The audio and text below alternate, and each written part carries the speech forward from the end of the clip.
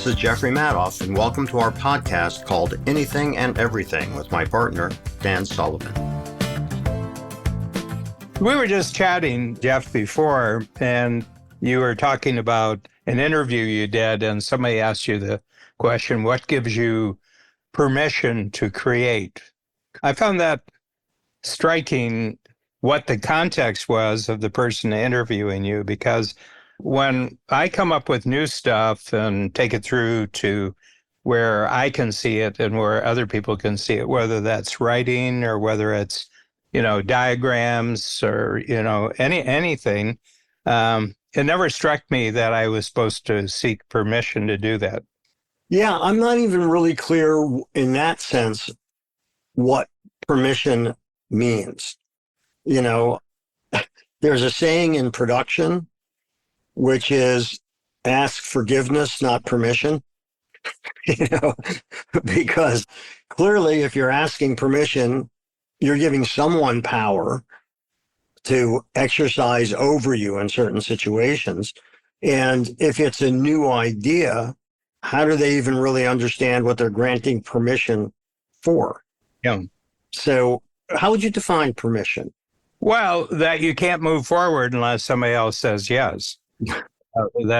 And what really struck me, and I'm wondering if you and I were born without this, was that there's sort of a social filter that your first consideration when you have a new idea, there's a social filter, and that you have to, present a proposal and to get permission to move forward. And I'm just wondering if in the 1940s you were born without this. But I think it has a lot to do, you brought up as part of your answer, the parents you had. And I think that's true in my case, that my parents just gave me a lot of free rein to do whatever I wanted to do within certain limits. There were certain safety limits and there were certain territory limits and everything else. But outside of that, I can't remember them ever commenting on, what I chose to spend my time doing. It's funny when you mention within certain limits. I was at a cookout, this was many years ago, with some friends and friends of theirs, and they had maybe a 2-year-old kid, one of the guests, and I saw on the grass that the kid was crawling towards was a knife that had fallen off the side of the grill when they were barbecuing. And so I went to pick it up, and then the mother said, "Don't pick that up." I said, "What do you mean?" She said, "Because she'll learn that knives are sharp and she can hurt herself if she hurts herself." And I picked up the knife and put it back up on the table. And to put it in the lexicon that we're talking about now, I didn't ask her permission to pick up the knife. And when she gave that reason, I said, "That's incredibly crass and dangerous. Do you leave the stove on when you take something off of it so that they know the top of the stove is hot and they learn that lesson?" She says, "Well, yes, we do." So I said, "Well, if your kid makes it to the teenage years, Yeah. You've avoided certain problems." But she said, "We're the parent, you should ask permission." I said, "I'm not asking permission when quick action can possibly prevent a bad accident." Yeah. Yeah. I think if I can remember some of the changes in conversation about parenting and raising children over the years, there was a point where there was a line that got crossed that children were really born wise and children have wisdom and, they know what's right and wrong. And my experience is they don't. Well, I think, it's interesting because that's kind of the trope of whether it's a Peter Pan story, and there are those stories, even like a Forrest Gump, who is in a sense an innocent.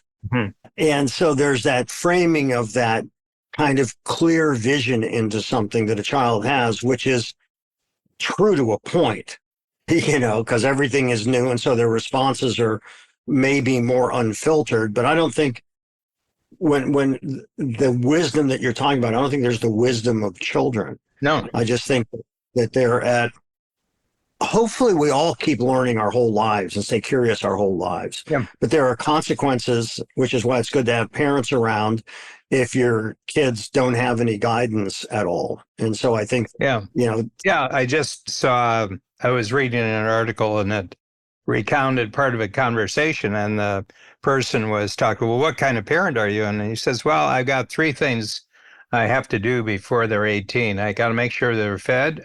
First of all, I got to make sure they're safe. Number two, I got to make sure they're fed. And number three, I got to make sure they're educated. Outside of that, I don't know what else I can do, you know, and probably loved. If they felt loved, it would probably be for. They'll be huge.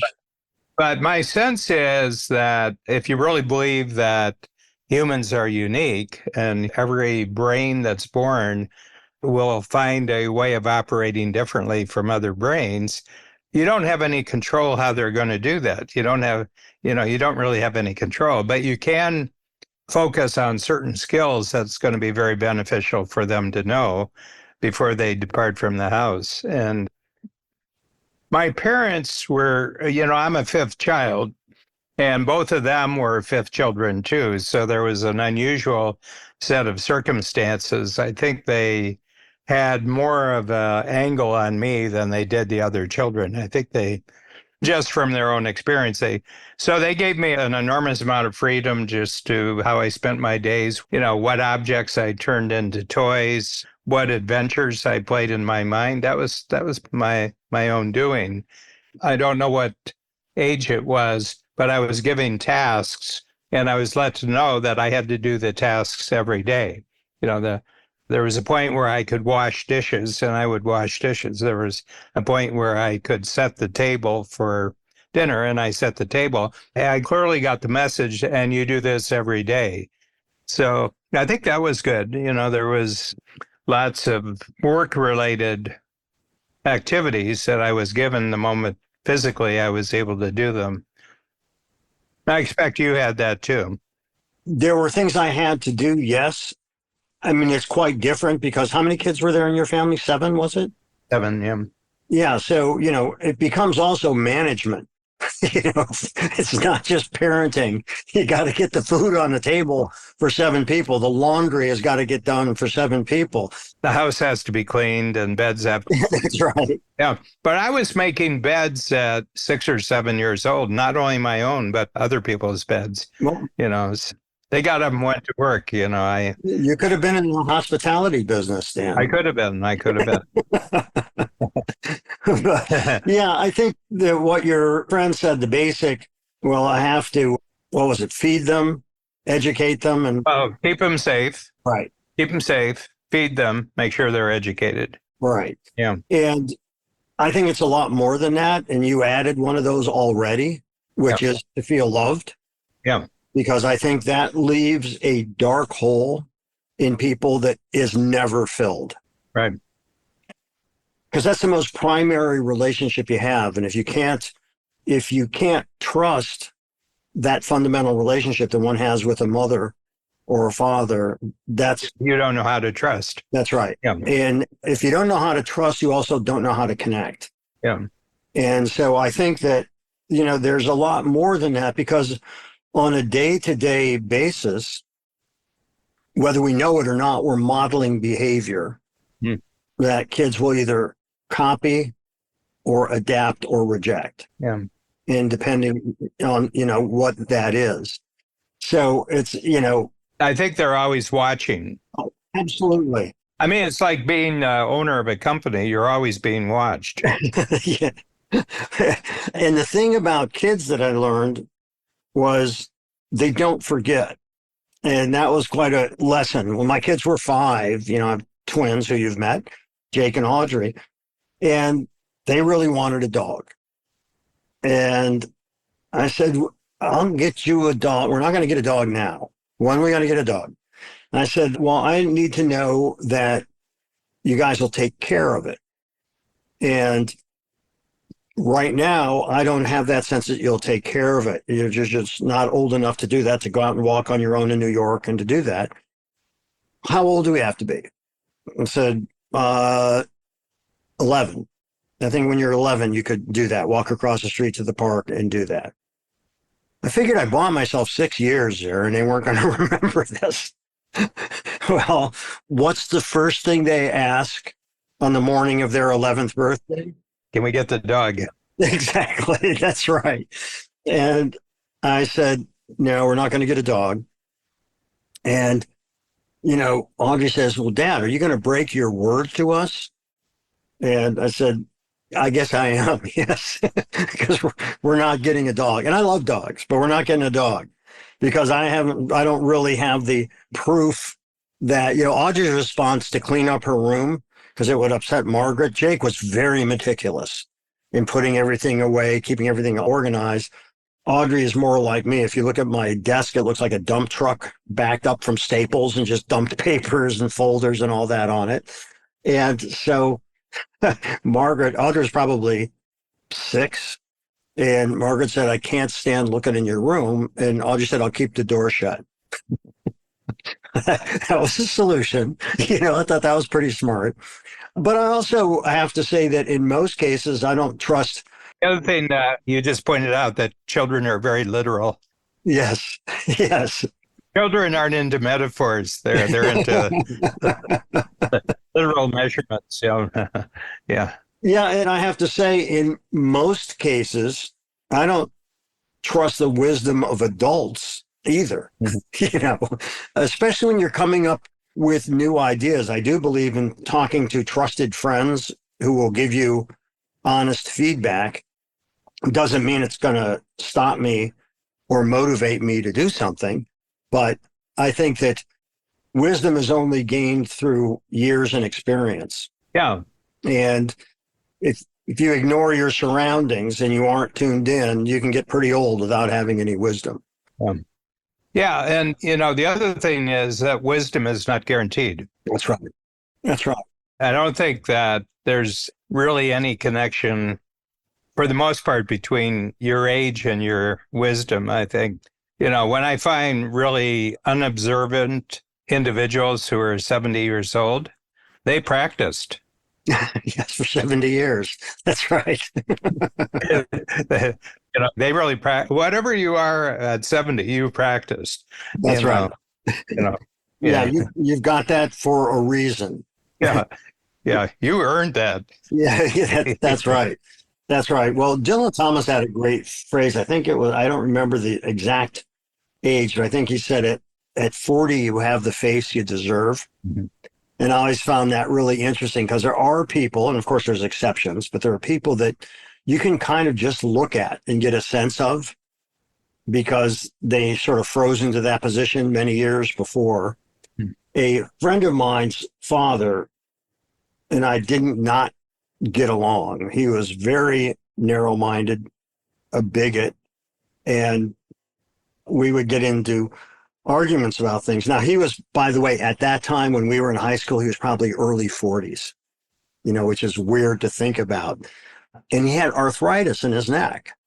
So he couldn't really turn his head like that. It was always had to pivot. He couldn't do that, And I said to him, I find it really interesting. You're a physical manifestation of your mental deficiencies. You can only look in one direction and you can't look beyond that. Now, he didn't fully understand how much I was insulting him. Fortunately, he missed the point. Yeah, because he was looking here, not here. Yeah. But I just found that so fascinating that his physical manifestation of his narrow-mindedness and limited vision became physical. Yeah. It was just kind of interesting to me. There's a lot to that. But this thing about permission is really an interesting one because, at some point, you're getting permission from somewhere to do it, And my sense is that generally, when I create something new and I come up with a lot of new stuff, a new book every quarter and new tools, And I'm just thinking it through right now. I don't have the answer, but I think, Well, I'm giving you permission to do that, Dan. yeah, I know you. I know you. You're easy. I mean, you're easy to do. But I think I'm a great believer in history and that other people did this. And history gives me permission. Not my present circumstances gives me permission, but the history of people who have been creators gives me permission to do this. Do you have that too? It's not that I would put that way. I think if I'm looking at the past for certain things, like what you're talking about historically, in a way, the word that comes to mind is that it inspires me or gives me incentive to take an idea further or reinterpret it and make it my own if it's a story or, whatever. But I don't look at that as permission because that's become kind of a new vogue in, interviews is about, and self-help is about permission. Yeah. There's actually another word, two words that have become vogue. One is permission and the other one is being vulnerable. Right. Have you heard vulnerable? Oh, yeah. And people say, boy, that was really vulnerable for you to talk about that. And I said, you mean, when you say vulnerable, you mean tell the truth? Is that what you're talking about? Telling the truth? I said, it happened. Yeah. I'm just telling you what happened, and they said, right. Oh, boy, you're really being vulnerable doing that. But it goes back to, because I've tried to come to grips, why do people feel that, and I remember one of my points about talking about turning points in my life was the day that I was both divorced and bankrupt on the same day, and I've told you the story. And people come up to me and say, boy, that's really vulnerable for you to talk about that. And I said, well, it happened and it's way in the past and I turned it around. So what's the problem there? But I think people who feel that there's something vulnerable of telling, an actual truth about yourself are living in another world of filters. And I go back, there's a social filter here, and I have to tell you, the social filter, it comes in when I'm trying to sell something, but it doesn't come in when I'm trying to create something. I think that the social filter that you're talking about, when you're talking about permission and getting the okay from somebody, my response the first time I was asked the question, because I've been asked this question a lot in these interviews, is, do you seek permission to do X? I said, from who? Where am I seeking permission from? That presupposes it's somebody in another position outside of myself that says it's okay to do that. Mm-hmm. Well, who is that? And why do they have that control over what I'm doing? But I think you're making a fundamental statement about the world we live in, especially the world of social media, that, that people can commit suicide because they get bad messages on social media. They can, and I'm saying at some point they've granted permission to people outside of themselves to have judgments and opinions that they need to feel good about themselves. That's all I can wonder. I mean, I've never done social media, period. I wouldn't know how to go on any of the social media platforms because I never saw it as something that would be important to my daily existence, But I just wonder if you wrote a book called Creative Careers and you taught at university, you're a professor at the university, where you talked about people who were looking for careers where the activity was creative. And some of them don't make it. And I'm just wondering, the ones that don't make it, they've got a social filter that they can't create something unless they get permission before they create it. Well, I think there's a whole host of reasons. I mean, first of all, there's a distinctive difference between you and a 14-year-old kid. And that 14-year-old kid looking at social media, and let's say they're getting bullied or whatever, and that they don't have the foundation at home to cope with that kind of attack, if you will. And I think, well, I don't think, we know that can be brutalizing to a young person. So I think they need protections that we don't in terms of looking out for them, and they're not formed yet.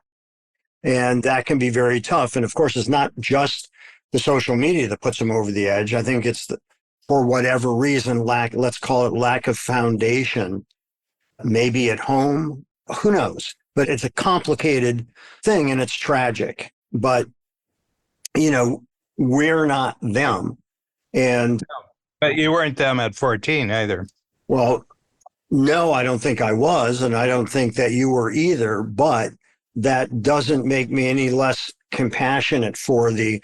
No, I'm not saying that we shouldn't see if we can stop it. I'm just trying to get a distinction, because the woman who was it was about being an artist, a creator of art, and what gave you permission to do that. And it really strikes me that she's asking a question. If you ask a person who is an artist who gave him permission to do it, you're totally missing the whole point of being an art. Right. You're missing the whole point of the reality of being an artist. You don't ask for permission, you just do it. Yeah. How do you ask permission to originate something? What are you really asking? Yeah. But, I coach entrepreneurs, and they obviously have given themselves permission to get started and succeed as an entrepreneur. If you're going to use the permission, who's giving you permission? Well, I'm giving myself permission, to do it. But even there, they reach a point where not all of them feel confident to go forward. Mm-hmm. To me, the thing is, the better question, I think, isn't, about do you seek permission or whatever. The real question is, why do you want to do that? Because you're willing to put up with opposition because you want something on the other side of that opposition. Yeah. You want to realize your idea, manifest your idea, the reward for it, whatever it is. Yeah. And to me, it's got nothing to do with permission. No. It's something you want to do, and why do you want to do it? Yeah. Yeah, and you don't have the capability when you get the idea. You see the picture. I often tell the entrepreneurs in Strategic Coach, I say, what you call your goals is just, and I said, check me out whether I'm saying something true here. I said that you have a picture of yourself in the future operating at a higher level. You're producing bigger, better results at a higher level. Isn't that what your goals are? And they say, well, I don't think of it that way because I've got a house that's a lot better than mine. But I said, what created the house is you operating at a higher level of capability, and everything else. I think it's just a future picture of you. And then there's constraints. You don't have the capability now. So what are the constraints that you have to negotiate your way through? And what it is, you have to create higher value for someone else to be where you are. Mm-hmm. You got to make a more compelling offer to the world to get a higher result, a greater reward. But I'm just interested because knowing it or not knowing it, she's really onto a big topic, this interviewer. But I've never heard anybody who's really creative, and I have a lot of them, hundreds of them, where the word permission never really meant anything to them. Oh, well, that's right. At least none that ended up doing that for a living. Yeah. That's right. Yeah. Yeah, it's not an uncommon question. Oh, no. I'm interviewing. Yeah, but the question is the interviewer creative? Well, is she? Yes. She's an artist. No. She's an artist. And, I think in my case, a lot of it had to do with the fact, it's interesting because it's not like my parents were enlightened. Part of it is since they both worked full time and owned their own business, they were busy. And if I occupied myself and wasn't breaking things and the police weren't showing up at the house, go with it. And then they would look at it and enjoy it. Yeah. They'd say, oh, that's cool. They liked it. But I think part of it was just the practical day-to-day living. They had a lot to do. And I wasn't a kid that required management. Yeah. Yeah, I would say the same for me. It's really interesting because along the conversation of what will people think, Mm-hmm. I said, actually, other people don't spend much time thinking about you at all. You're kind of That's right. you're kind of in a free zone if you can take advantage of it. I said, what will people think about me? And I said, one, very little and not very often. Yes. No, it's just true. I mean, everybody leads a full-time life dealing with themselves, and you don't really come up as you don't really come up as a topic of interest very much. So you just got an enormous amount of freedom. You can get away with an enormous amount before anyone even notices. True. That's true. Which takes me to another one of the words out there or phrases out there, which also drives me crazy because I don't really understand what it means. So, how do you show up? Well, I walked here and then knocked on the door. You opened it, and here I am. It was the right, it was the right address. Yeah, it's the right address. And what else did I need? I mean, well, no, I mean, do you show up as the best version of yourself? And see, I only have this one version, Sometimes it's more engaging than others, but I only have this one version. It's not like I have like an overcoat I can put on. I'm going to put on the best version of myself. Oh. And I hear that kind of stuff, and it's like, what the fuck are you talking about? How many versions of you are there, and which one am I talking to now? What is that? I'm sure you've heard that phrase. Am I correct? Yeah. I mean, in the book that you and I just wrote, the Casting Not Hiring, we have a thinking tool, and the thinking tool has a section called performance. And I have 4 words there. And I found that I created this tool about 10 years ago, and I haven't changed the words. I want you to show up alert, curious, responsive, and resourceful. Mm-hmm. When you're with me, I don't care how you are with other people, but when you're with me, you have to do this. So how would that relate to the thing of showing up? Because I'm telling the person, when you're with me, you have to show up with these 4 qualities. And so to me, what you're saying is these are the personality traits that I require in order to be working together. Yeah. I want you to be prompt. I want you to be curious, productive. I think it's that. It's not, leave that shitty version of yourself at home. Yeah. I only want the best version of you to show up here. And here's how I define best.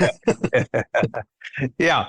No, I mean, it is. I have a rule that you can't, when I'm talking about a new idea, you can't frown. Mm-hmm. So I have one great team member, and you've met her, Kathy Davis. But Kathy, you'll say something and she'll go, and I said, I'm sorry, Kathy, you have to do this by yourself. You can't frown when you're with me. You just can't, because it demoralizes me. And you can't do that to me. So you can ask a question, you can do that, but can't frown.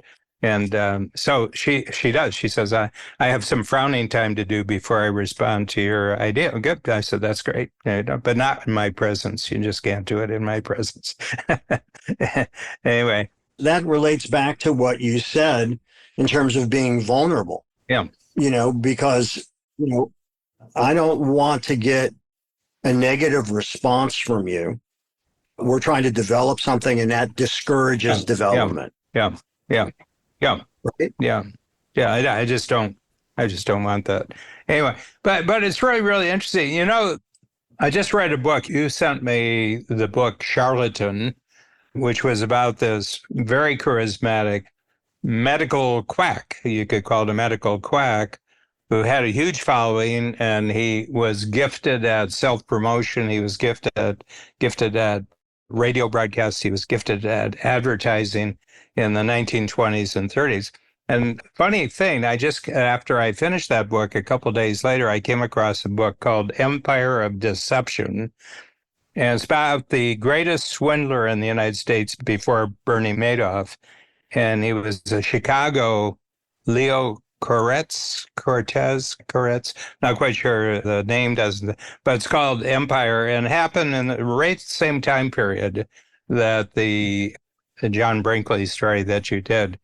And he was a business lawyer, and he was short of money. So he started creating mortgages that didn't exist, and he would sell the mortgages to people. And so the money came in, and then it was interesting. This guy pulled it off for 16 years. 16 years, and it got bigger and bigger and bigger and bigger and bigger. And he was selling oil properties in Panama. He was selling rice fields in Arkansas, and none of it existed. There wasn't any of it exist. It was just paper, but he was very gifted at creating authentic looking deeds and authentic looking mortgages and everything like this. But, we've talked about Bernie Madoff before, and I said, how do they get along with this? And the main thing is only swindle rich people. Don't swindle. And because they're embarrassed, socially embarrassed to let it be known that they've been swindled. And he took advantage of that. He took advantage of the fact that if I swindled them, they wouldn't tell anybody because it made him look like a fool. But a fantastic book, And part of it was that nobody talked to anybody else. Right. And then the other thing is that he would refuse your money. He would refuse your money. Mm-hmm. And they said, no, it's completely sold out. And he said, I'm sorry, I can't accept your money. And that only made them want more money, want more to invest. And he said, look, one of the stocks has come free and you've been so insistent, I'm going to sell it for you. And then he'd charge him 10 times more because they got a chance to do it. But the thing I'm relating this to is how does he show up? He showed up beautifully to everybody he needed in every situation, but he switched roles and he switched that. So the question, how do you show up, means that there's alternative possibilities. Right. I think that's right. But that's different than you're talking about being prepared and knowing your audience. Yeah. As opposed to, always show up as the best version of yourself, which I don't even know what that means. Yeah. But if you know that you're going to be doing a pitch, then you've got your quiver full of arrows that you're going to shoot at this person. Yeah. And sometimes it can just be withholding. I'm sorry, we're sold out. There we can, there is one possibility. Yeah. There is something, and I can let you have it. I mean, it's not a sure thing yet. Yeah, I have to check. I got to be sure. I have to check, and I have to make some other arrangements here to free up this. But I'll need the money right away. Yeah. Yeah. Yeah. There's a lot of people that want it, but I'm offering it to you because you're special and I need the money right away. Tells you immediately you're going to get conned. Yeah. Pay attention. Yeah. Yeah. Yeah. To how it's talked about. Yeah.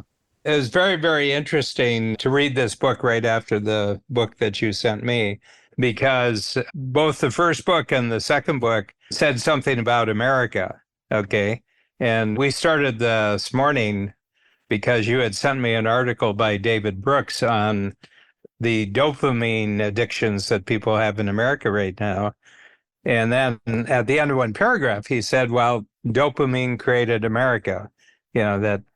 So yeah, I'm not sure exactly where this is going, but I'm trying to get, to sort of relate it back to our main topic for the podcast is, are you someone who needs permission to do something new? Mm-hmm. Yeah. And I think that, what's interesting, what Brooks's article made me think about, which I thought was an interesting article, was that what I think is really important to have for what you do, I have them, you have them, which is standards. So like you were articulating those 4 things you need for somebody, in order to really qualify to work for you. Work with me. Yes. Yeah. And which, I feel the same way. And what are the standards? If something, to me, I don't operate in a world of, well, that's good enough. That to me is that I'm not delivering on the promise. How do I make this as good as I can with the talents that I have and the talents that I've enlisted, that we all bring this to the stage. And Sheldon and I were talking about that last night because we've been having a really tough time filling one of the parts in the play in London. And what we know from working with each other now for 7 years almost is we don't compromise on standards. We don't settle. Mm-hmm. And our standards are clear in terms of what it is, because sometimes you can figure, oh, it just takes too much work. And I think that's part of what was really interesting about Brooks's article, is because we're so geared these days to go towards the easiest, fastest solution. And when you go for the easiest, fastest solution, you're usually going for the worst one. Mm-hmm. And, you didn't build Strategic Coach and essentially create the field of entrepreneurial coaching because you had low standards and you figured, I can quickly make a ton of money doing this. Mm-hmm. You have built the respect that you have in that field, which is tremendous, by the fact that you have created something over the course of 40 years plus. 50 years plus. You look younger than that. So I just said, and that comes from having standards and not settling. You don't look at, we've known each other for 12 years at least, or 14 years. I don't remember. Actually, since 2008, I think. Yeah. So, 16 years is it? And you don't settle. You don't think this tool is good enough. And I don't think you build an enduring business by deception or just doing what's minimally necessary, to satisfy whatever. I think you always take it beyond that. Well, I think next quarter it has to be better. My whole life is quarters. They're quarterly jumps. I have a way of saying it's good enough for this quarter, but it's not good enough for next quarter. Mm-hmm.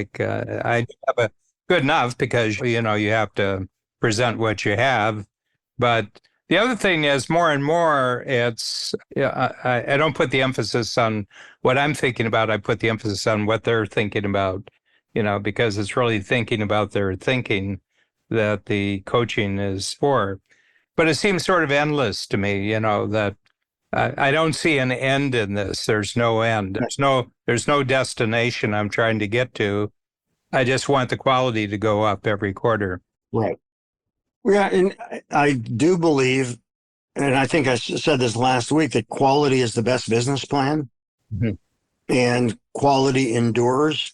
It's interesting, in the papers this week, Ralph Lauren's business has been going up as the luxury business has been taking a hit lately. And Ralph, to his credit, has never, ever let up on his standards. And that has always been paramount. And the other thing that he has that most companies don't is a consistent message. Mm-hmm. So between the consistency and the enduring quality over a long period of time, he's been in business now for 57 years, I think, something like that, 55 years, a long time, whatever it is. He started in 67, so you can do the math. But the point is that I think there are so many things, and this is, I think, one of the things Brooks was pointing out, there's so many things that are just geared towards quick, fast, and everything's faster. And when everything's faster, to me, that also, the unspoken part of that is a much higher rate of disposability. And you, me, Ralph, looking for things that have what you said, it's unending. It is a process that is unending. Yeah. And the longer I do it, the better I get at it, mm-hmm. which I think is really, really critical. Yeah. Well, the other thing, it has a very definite impact on how old you think you are. And what I noticed, I said, I'm the same age. I'm just 50 years down the road with it, But I don't feel old in the process, because every quarter there's risk. Every quarter requires courage. Every quarter requires greater teamwork. Every quarter requires being more alert to what people really need right at this moment. So I just see it as a perpetual process, and I know at a certain point, nature says, okay, that's long enough. Now I get out of here. You know? Into the ground with this one. Yeah. Yeah. But I said, I know death is really good at what it does. I'm not going to give death any assistance. That's right. Yeah. Yes, I'm trying to keep the old man out. Yeah. But I would say what that list that you just had, I would replace, every quarter requires this, this, and this. It's Dan requires this, this, and this. Yeah. It's you as the driving force behind it. And I think because you are, I don't know this, but I am, because I didn't know you 40 years ago, but I'm guessing, if anything, you're more curious now than you were then. I'm more ambitious, that's for sure. Because you were struggling more back then. Oh, yeah. And now you have the luxury to engage in other ideas and other things. And, it's not like I can't wait till I can devote my things, my mind to something else because I really want to play poker. Mm-hmm. It's I really want to go fishing. It's you really want to build on what you've been doing. Mm-hmm. So I think that's different. I want to bet on theater producers. Yeah, there you go. Yeah, I'm happy to have been the beneficiary of that. But, why do you think it is that so often people feel compelled to go with quick and cheap, whether it's in food or other pursuits? There's the fast fashion, but that's not a world you would necessarily know about. But in even a lot of the people we know in the direct marketing world and so on, that's like really quick. You can do this really quick. You can start a business like that. You can 10 times your business like that. And we know that doesn't happen. Yeah.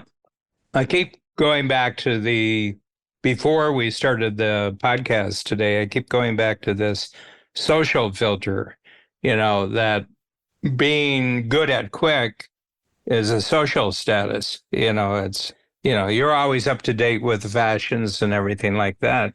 And my sense is that there's a filter that a lot of people have that the people who are actually creating things don't have. Okay.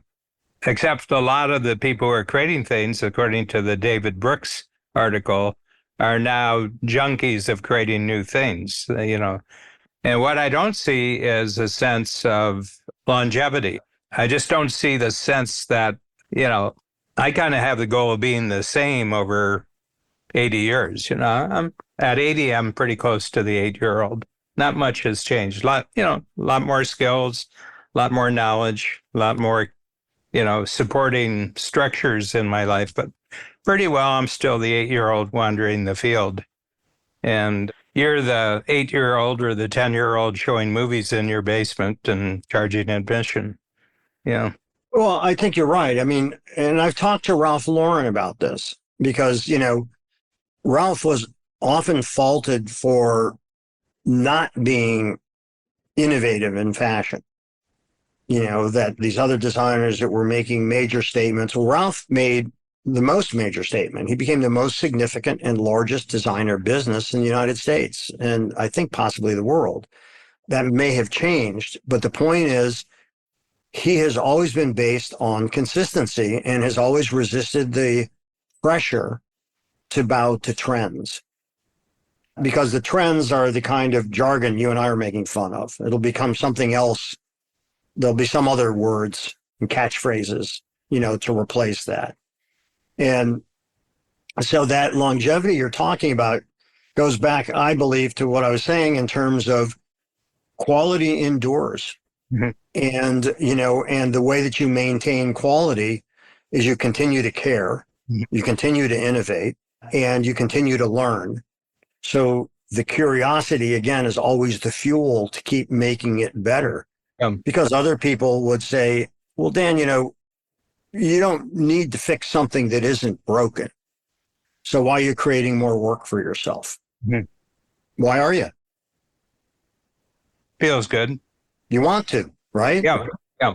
Our beginning discussion was about what generates the internal drug dopamine. I mean, what gives you dopamine? And my sense is Alertness gives you dopamine. Curiosity gives you dopamine. Responsiveness gives you dopamine. Resourcefulness, doing things faster, easier, cheaper, bigger. Being a hero gives you dopamine, and everything. So I think there's a lot of internal habits that really skillful people. And if you're in pursuit of quality, I think there's a whole different set of habits, dopamine generating habits that you do than someone who's pursuing quantity. Mm-hmm. And actually, in the end, the quality wins out in the quantity too. I mean, the quantity never lasts very long. The quality lasts forever. Well, what you're saying is really interesting, and I'm not quite sure how to articulate it. I'm going to try clumsily because Margaret, my wife, and I were talking about these designers who were, when she was a model in the 70s and 80s, and, I was doing the video work and so on. There was a whole group of models who at the time were getting on the cover of the fashion magazines and all of that. And she worked for many of them. I did work for a lot of them. Long gone. Long gone. Those brands did not endure. The brands that did endure took on new lives, whether it's through other family members like in Prada or Versace. And you could say the same thing in terms of other kinds of companies. Some of the automobile companies, those Disney, long lasting companies because they provided a product that the public wanted, but they were always going also towards what's next. And now as we've gotten older, there's a whole shift of those people who were known for this window of time. And they've disappeared. And it's kind of interesting. I mean, it happens in the art world. It happens in all of those different worlds. And there are some of those authors that endure and many that don't. Mm-hmm. Most don't. But, books are kind of an aggregating functions. That's a product that you aggregate and keep on your shelves. But yeah, so I think it's really interesting because there is always a replenishing of who captures the attention now. Yeah. Yeah. Yeah. And I think it's hard when you've been around a long time. Well, and who has captured the attention for the longest period of time, too? Yes. Yeah. I think this is Charlie Munger, who was Warren Buffett's partner. Charlie just died about 6 months ago. And he said, your question about a stock investment should be what gives me the highest rate of return for the longest period of time. Mm-hmm. Yeah, well, I think it's any area of quality is the question. What gives me the highest sense of quality for the longest period of time? Yeah, I think that's right, and that translates into every business, right? I mean, every business is faced with that challenge and goal, I would say. And there's a point where I remember Starbucks when they first started.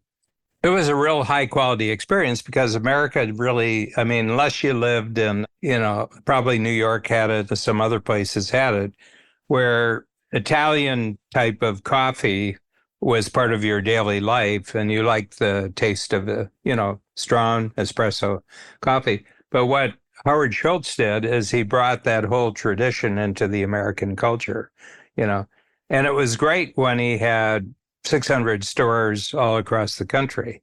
It wasn't great when he had 6,000 stores, And I mean, we were at the airport and Babs, we had about 2 hours before the plane left. And I said, she said, I'm going to Starbucks. Would you like something? And I said, yeah, like an Americano with a little bit of milk. And she came back and it was undrinkable. It was just undrinkable, because the person, first of all, it's not a barista anymore. It's a machine. And that machine has been programmed to economize the most amount of money for the least amount of coffee, And, I mean, it's programmed into the directions of the machine, And Howard Schultz himself has reflected in a regretful way. He said that at a certain point, we lost the culture, we lost the quality. And when you lose it, you can't get it back. Well, I think that's one of the real challenges when you go public. Yeah. Because the demands of earnings outweigh everything else. Yeah. I mean, look what's going on at Disney now with Iger and I forget, just Chapnek or whoever Iger had promoted to take over. Then Iger had to come back, and there's just a whole bunch of power struggle going on at Disney. Certainly an enduring company, Yeah. a global brand. Yeah. But I think their stock is less than half than what it was at its height. Yeah. And I think we were talking before we started recording about HBO and The Sopranos. And what Albrecht, who was head of HBO at that point, he had and I'd read other articles about him. He had a basic philosophy, since he claimed didn't really know what he was doing because they were pioneering a new area, is hire people who are really good at what they do and get out of their way. Mm-hmm. And so David Chase, who originated The Sopranos, who had been turned down everywhere else, was taken on by HBO, and they financed it. And at first he was just even shocked that they did it because nobody else wanted it. But he also knew that because it was cable and not dependent on the advertisers, they could push the boundaries of taboo. They could have profanity, they could have violence, they could have sexuality, all these things on there. And what it had ended up doing is the chance that they took, the gamble, the guesses and bets, created one of the most highly acclaimed programs of all time. Yeah. Yeah. And that was because smart management allowed the people who they hired to do the job. Yeah. And that so rarely happens. It's kind of interesting that it doesn't happen more often. Mm-hmm. And I don't know why that is. I don't know whether, because if I was in that position, I'd like to think my ego was sufficiently stroked by the fact that I said, go for it. And that turned out so well. And the people who did so well under my regime were so happy because they got to express their unique creative ideas in something that is enduring. And I think that that's a real thing when, HBO is now a shadow of its former self because the management has changed, the ownership has changed. And, like with Starbucks, yeah, it's bound to get more diluted. Well, it's the switch from quality to quantity. Yeah. Yeah. Yeah. And that's really interesting. The moment they did, they had to put more sugar in their drinks. Oh, is that so? Oh, yeah. Yeah. Yeah. I'm still amazed, especially, I don't drink Starbucks coffee. I don't like it. It tastes over roasted to me or whatever it is. But I would go into a Starbucks early on when I first started drinking it, when it was more okay.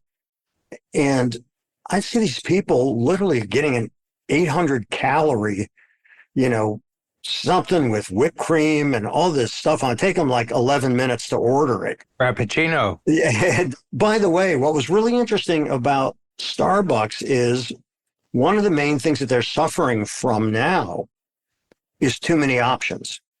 So it takes too long for the baristas to go through all the, various ingredients when somebody wants this, because it's basically you can customize every drink, mm-hmm. which means more people are more frustrated because they're waiting in line longer and don't want to do that. Yeah. And, if you've got, I would guess, and this is just out of the air, 6 variations on coffee is probably enough. How many different variations? Yeah. Yeah. Is there anywhere where I can just get a cup of black coffee here? That's right. That's under $6, right? I just want a cup of black coffee. I don't want it. Anyway, okay. Well, I think we've squeezed the lemon on this one. But it was a really good concept. And, I think this is one of those, I think more and more our podcasts are really heading in the direction. When have you compromised quality so much that now it's only quantity that you can go for? Because then you've lost any lasting value. Well, and at what is the threshold where you are willing to compromise in order to please? Yeah. And what does that do to what you're doing? Yeah. And next time I'll share what happened to me, which was a great lesson that fortunately I learned it earlier in my career. But yeah, I think this is interesting.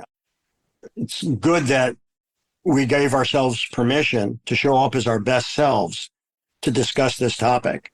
Yeah, I thought you were unusually vulnerable today. You mean honest? Yeah. Anyway, yeah. Well, I give you permission to do it again. Well, I think we have fit into that playground we've given ourselves, which is anything and everything. Yeah. So thank you all for listening, and listen to us again. Want to say thanks to my friend Dan Sullivan. This is Jeff Madoff. Have a great couple of weeks. Actually, have a great life. Why limit it to a couple of weeks?